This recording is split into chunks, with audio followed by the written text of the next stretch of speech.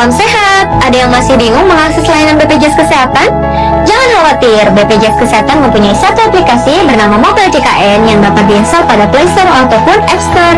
Cara registrasinya sangat gampang loh. Kalian hanya memerlukan handphone dan juga KTP. Setelah di-download, pilihlah menu daftar dan memasukkan data yang diminta. Kemudian membuat kata sandi minimal 6 digit kombinasi huruf besar dan huruf kecil ya. Dan menyediakan pulsa juga karena akan ada kode verifikasi yang akan dikirim melalui SMS. Setelah berhasil, sahabat JKN tinggal login memasukkan nik KTP dan juga kata sandi yang telah dibukin.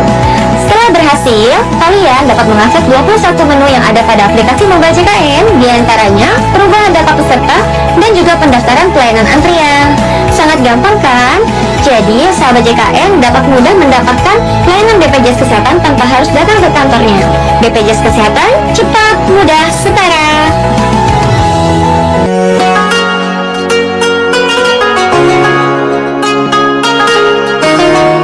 Assalamualaikum warahmatullahi wabarakatuh.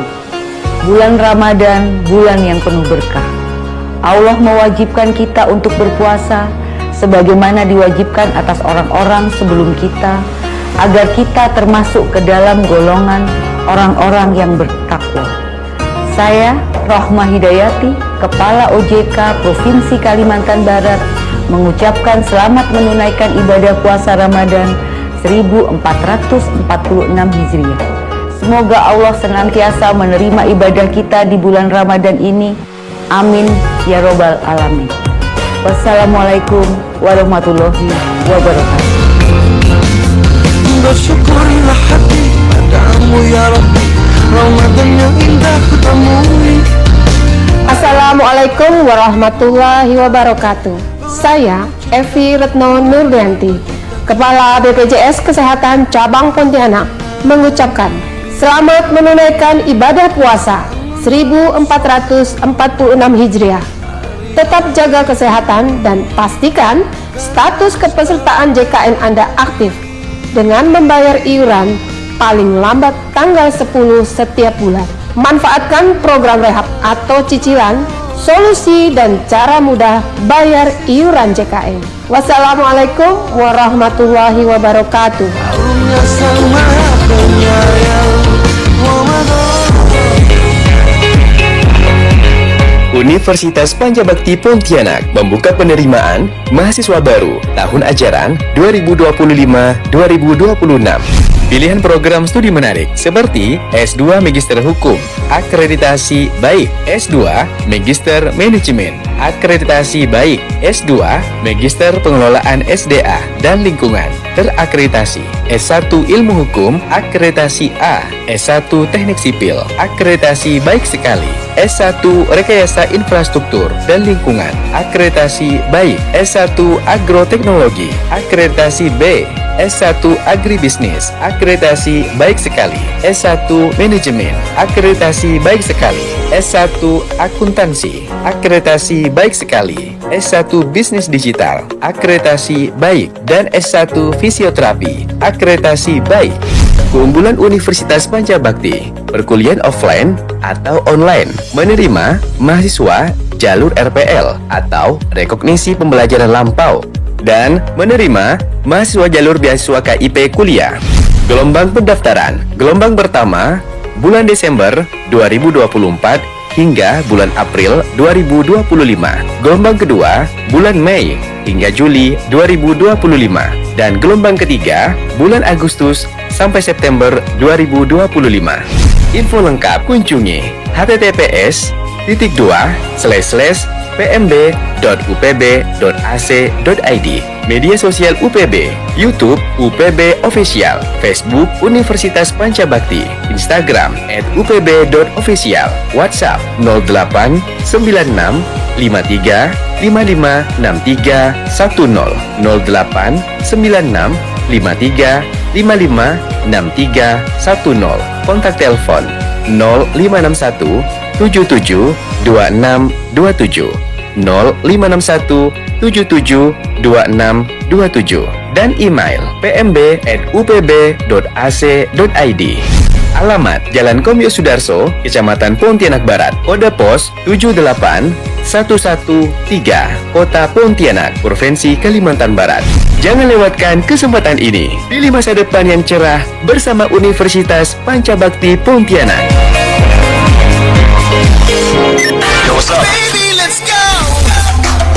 Sonora Pontianak, News, Traffic, and Music.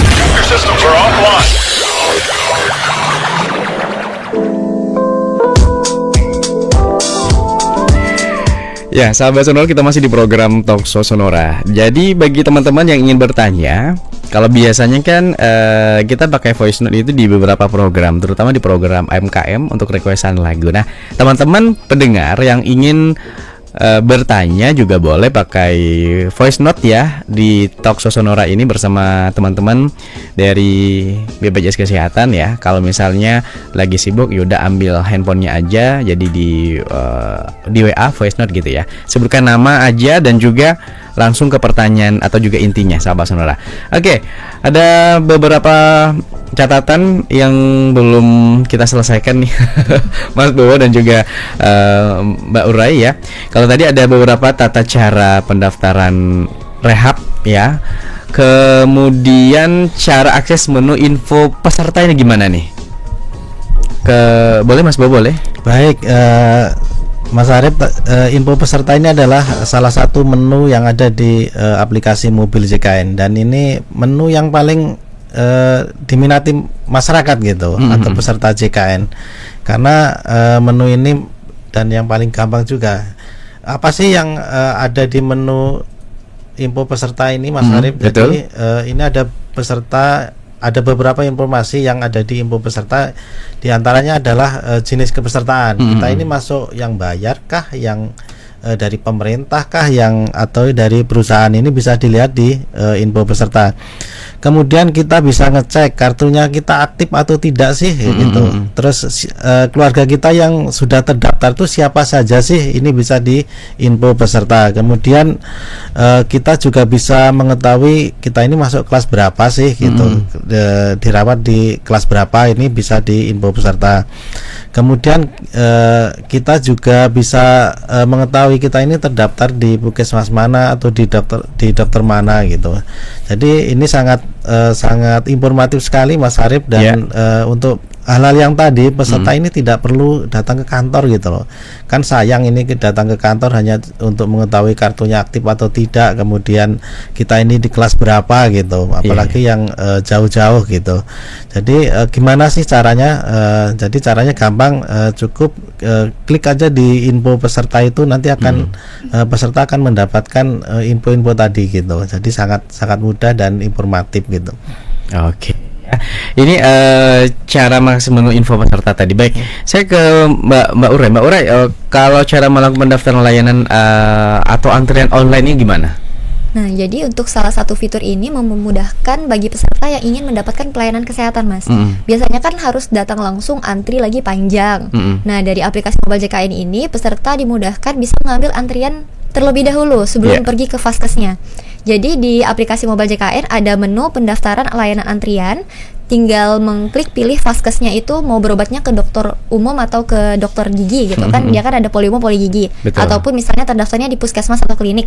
Nah, setelah mengklik vaskesnya apa, nah dari situ akan bisa pilih tanggal sama nama dokternya. Di situ akan ada muncul list nama dokter praktek dan jam prakteknya.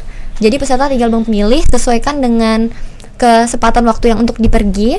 Nah, baru ada kolom isi keluhan. Jadi langsung bisa mengisi keluhannya, sakitnya apa sebelum pergi berobat. Sehingga memudahkan juga dokternya nanti pada saat memanggil antrian, oh udah tahu nih keluhannya apa, kayak gitu. Dan setelah mengambil nomor antrian, itu bisa klik menu simpan dan nomor antriannya akan muncul. Nanti tinggal check in aja pada saat datang ke vaskesnya. Seperti itu, Mas Arif. Baik. Oke, Mas Bowo dan juga Mbak Urai. Kita sambil ini dulu ya, ada beberapa pertanyaan ini sudah masuk di WA kami.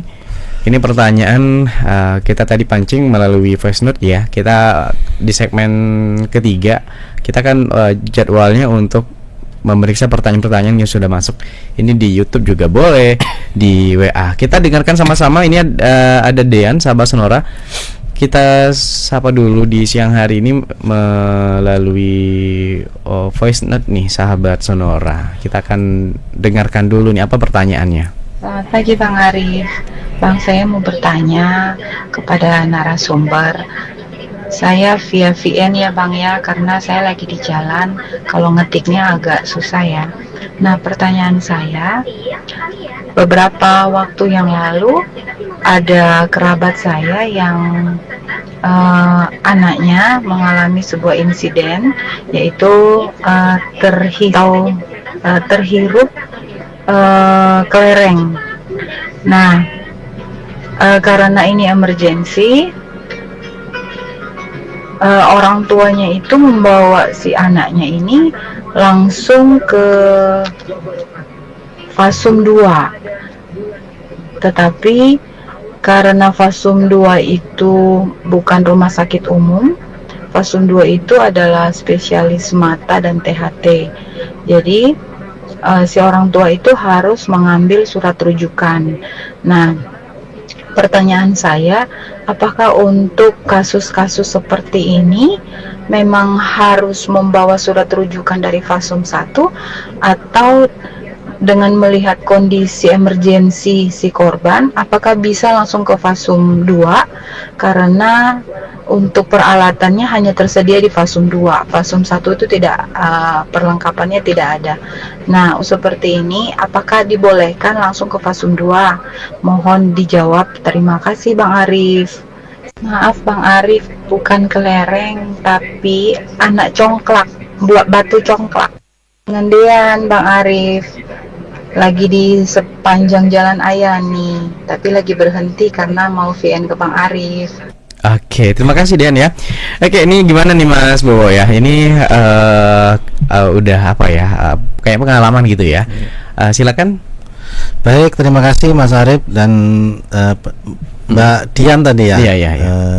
Terima kasih atas pertanyaannya. Berarti ini terkait alur layanan ya Mas Arif. Jadi JKN ini adalah alurnya adalah sistem rujukan berjenjang gitu. Jadi selain gawat darurat, ini harus melalui fasilitas tingkat pertama. Tetapi kalau misalnya kondisinya gawat darurat itu ada beberapa kriteria, diantaranya adalah mengancam nyawa, kemudian berkaitan dengan gangguan jalan napas, kemudian ada membutuhkan pertolongan segera. Nah, ini tidak perlu ke puskesmas lagi, jadi boleh langsung ke rumah sakit yang bekerja sama dengan BPJS Kesehatan. Jadi untuk kondisi-kondisi yang tadi saya ulangi lagi yang berkaitan dengan perdarahan, kemudian jalan napas, kemudian mengancam nyawa, kemudian yang membutuhkan pertolongan segera, ini tidak perlu rujukan Bang Arif. Jadi bisa langsung ke fasilitas kesehatan tingkat lanjutan atau di rumah sakit seperti itu. Baik ya. Kalau misalnya kurang lebih ini ya, Mas Bowo, atau juga langsung aja ya. Boleh nanti kalau silakan kalau misalnya mau diskusi yang lebih panjang, ini Mbak Dian bisa install tadi di aplikasi mobil JKN, itu ada satu menu yang namanya permintaan pengaduan dan informasi. Silakan sampaikan di situ, nanti akan kita respon seperti itu. Atau juga di layanan administrasi ya, di nomor WA-nya 08, betul Mbak Ura ya? 118165 165. Oke. Kalau untuk jam layan pendawanya Mbak Urai dari jam berapa? Kalau untuk jam layanan Pandawa itu sendiri ataupun pelayanan administrasi melalui WA yang kini juga bisa untuk informasi ya Mas ya. Itu pelayanannya buka dari jam 8 sampai jam 5 sore atau setiap hari dan jam kerja. Namun peserta itu dapat mengakses linknya itu selama 24 jam. Seperti itu. Oke, nah kapan waktu akses pesertanya? Waktu aksesnya 24 jam Mas. Oke, 24 jam ternyata. Iya, jadi bisa diakses sama kayak aplikasi mobile JKN, itu bisa 24 jam. Oke, nah kemudian masuk layanan, jenis layanan apa saja yang ada di Pandawa? Kalau untuk layanan administrasi dari Pandawa itu sekarang dikembangkan menjadi untuk informasi dan pengaduan juga. Nah, jadi ada berbagai fitur layanan yang bisa diakses melalui WA. Tadi kalau selain dari aplikasi, dari peserta juga bisa langsung menghubungi kami lewat WA 0811 165 165. Tinggal chat aja seperti selamat pagi atau selamat siang. Nah, nanti akan muncul list menunya. Tinggal dipilih sesuai dengan kebutuhan dari pesertanya, yaitu mau administrasi, informasi, ataupun pengaduan. Seperti itu. Kalau administrasi kurang lebih sama kayak aplikasi mobile JKN, bisa untuk layanan pendaftaran, penambahan anggota keluarga, perubahan data. Tadi yang bisa untuk nomor handphone juga, misalnya terkendala masuk ke aplikasi mobile JKN, bisa ubah dulu lewat Pandawa. Dan bisa juga untuk informasi, bisa untuk mengecek status kepesertaan, status pembayaran, VA atau nomor pembayarannya, bisa juga untuk melakukan screening kesehatan, dan terkait informasi jaminan kesehatan juga, dan bisa juga untuk cari lokasi, Mas. Dan sama satu lagi yang tadi penyampaian pengaduan. Iya. Oke, jenis layanan tadi sudah ya, dan juga informasi juga, cek tadi status peserta, ada juga status pembayaran. Nah, bagaimana cara akses Pandawanya? Jadi peserta tinggal menyimpan kontak WA Pandawanya. Kita kayak menghubungi rekan kita WA gitu, kayak selamat pagi atau selamat siang. Nah, nanti akan ada balasan tuh, Mas, dari Pandawanya. Nah, di situ akan diberikan menu yang dapat diakses dari pesertanya, yaitu administrasi, informasi, dan pengaduan. Nah, jika pesertanya mengklik menu administrasi, nanti akan diberikan link. Nah, pada saat diklik linknya akan muncullah banyak menu yang bisa dipilih sama peserta disesuaikan dengan kebutuhan. Begitu juga untuk informasi ataupun pengaduan. Kalau di informasi, nanti tinggal klik menu informasi, kemudian akan muncul menu-menunya yang mau ditanyakan apa, kayak gitu. Salah satunya contohnya cek status kepesertaan. Nah, nanti tinggal klik cek status kepesertaan, itu peserta hanya perlu nyiapin NIK saja. Tinggal masukin NIK dan tanggal lahir, nanti akan ada balasan peserta atas nama bla bla bla terdaftar sebagai peserta dengan status aktif, kayak gitu. Oke, ya. Mas Bo, ada tambahan cara mengakses ini atau juga berkaitan dengan tadi cara apa namanya ya? Bentar kita akan cek. Oh ya, jenis layanan tadi. Baik, terima kasih Mas Arif dan pendengar Sonora. Jadi menambahin yang disampaikan Mbak Ure tadi bahwa Pandawa ini ya. 24 jam untuk mengakses linknya, Mas Arif. Jadi peserta kalau misalnya sibuk di hari kerja ini bisa malam hari mengisi link, misalnya pendaftaran baru atau penambahan anggota keluarga, silakan isi linknya, itu 24 jam aksesnya. Namun nanti akan dilayani atau akan ditarik datanya ini di jam kerja, di jam 8 sampai jam 5 sore, seperti itu. Mungkin pemirsa ini, pendengar Sonora ini bertanya-tanya apa sih Pandawa gitu. Iya, betul. Kok kayak nama wayang gitu. Jadi Pandawa ini, Mas Arif, adalah kepanjangan dari pendaftaran administrasi melalui WA. Nah, Pandawa ini lahir ketika zaman Covid, Mas Arif. Jadi pas waktu Covid kan kita sangat membatasi untuk tatap muka. Maka BPJS Kesehatan berinovasi membuat satu layanan non tatap muka yang namanya Pandawa, seperti itu. Iya, berarti dari 2020 lah ya. Iya. Baik. Sebelum kita break di segmen keempat, kita sapa dulu nih teman-teman netizen lah ya. Beberapa pertanyaan yang sudah di YouTube kita sapa dulu. Ada Miss Bahul Anwar, program JKN sangat membantu dan memudahkan. Oke, terima kasih. Ada Niwayan, dengan mobil JKN urusan administrasi program JKN dalam genggaman. Oke, keren ya. Ada Naufal Fadrul Rahman, dengan JKN semua tertolong. Oke. Anggi, terima kasih BPJS Kesehatan. Kemudian Tripuji, mudahnya pakai aplikasi mobil JKN. Oke. Ada Hervi ya, Friska.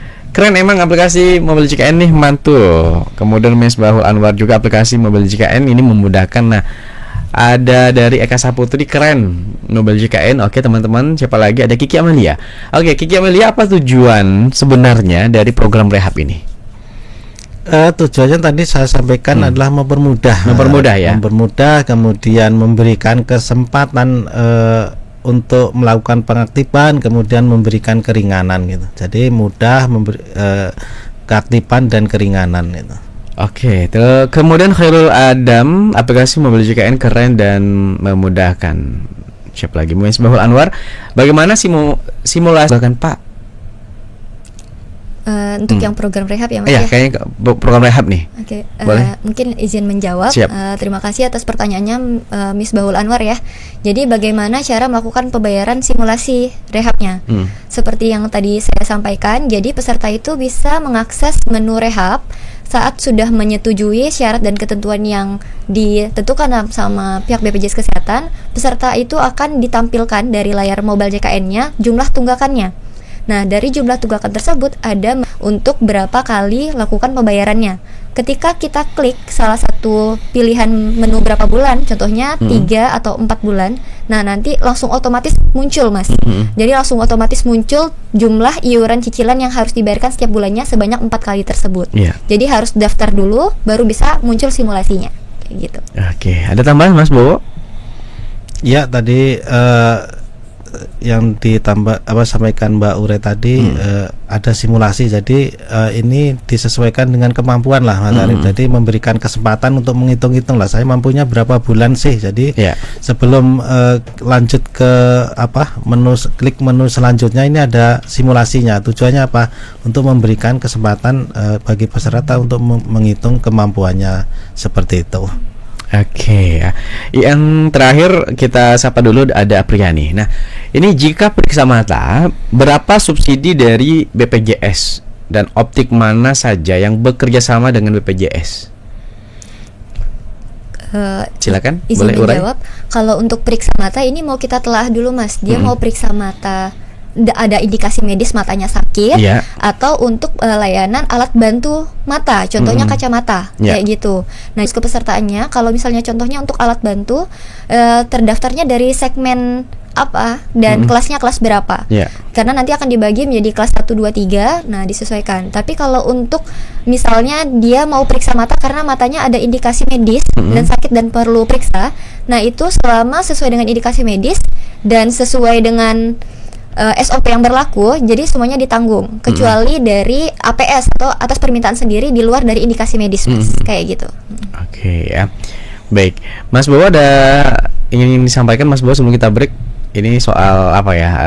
Berapa subsidi dari BPJS misalnya sama mata nih? Jadi subsidi BPJS itu nggak ada subsidi Mas. Jadi kuncinya sesuai dengan indikasi medis, sesuai prosedur, itu akan dijamin semua gitu. Jadi hal itu yang ini sesuai indikasi medis, sesuai prosedur, itu tidak ada batasan biayanya, tidak ada batasan hari rawat gitu kalau dirawat inap. Jadi selama ini barangkali ada yang berkembang, di BPJS ini cuma dibatasin 3 hari, itu tidak benar Mas Arif. Jadi ini sampai sembuh, yang penting kuncinya sesuai dengan indikasi medis dan sesuai dengan prosedur.